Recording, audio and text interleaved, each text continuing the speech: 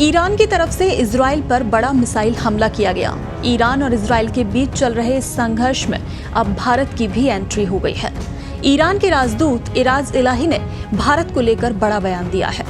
Ira's इलाही ने भारत की भूमिका को मिडिल ईस्ट में महत्वपूर्ण बताया है।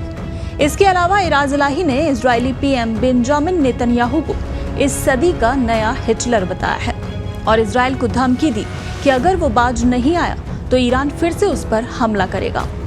भारत में ईरान के राजदूत इराज इलाही ने ईरान के हमले को इजराइल के खिलाफ जवाबी कार्रवाई बताया।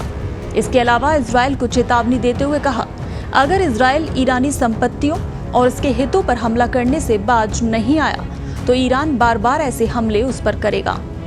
इराज इलाही ने कहा कि दुनिया भर के लोग पश्चिम एशिया में इजराइल के द्वारा किए जा रहे हमलों को देख रहा है। इजराइल ने सभी मानवाधिकार संधियों का उल्लंघन किया है।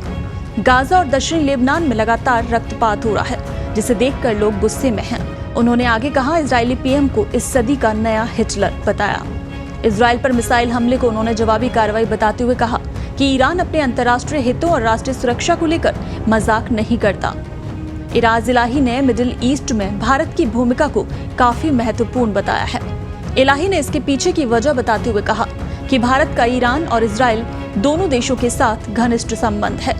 इराज इलाही ने आशा व्यक्त की है कि इजराइल को समझाने और रोकने में भारत मदद करेगा। ईरानी राजदूत ने पीएम मोदी के द्वारा हाल ही में कहे गए शब्द "ये युद्ध का युग नहीं है" को दोहराते हुए कहा कि हम ईरान में भी इसे मानते हैं, लेकिन एक देश अगर दूसरे की संप्रभुता का उल्लंघन करता है तो वो देश और क्या कर सकता है।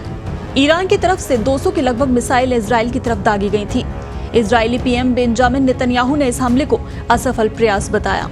आयरन डोम सहित अन्य इजरायली डिफेंस सिस्टम ने 180 से ज्यादा मिसाइलों को नष्ट कर दिया। कुछ मिसाइलें ही कामयाब हो पाईं। पीएम नेतन्याहू ने इस हमले को ईरान की बड़ी गलती बताया और ये भी कहा कि उसे इसकी भारी कीमत चुकानी पड़ेगी।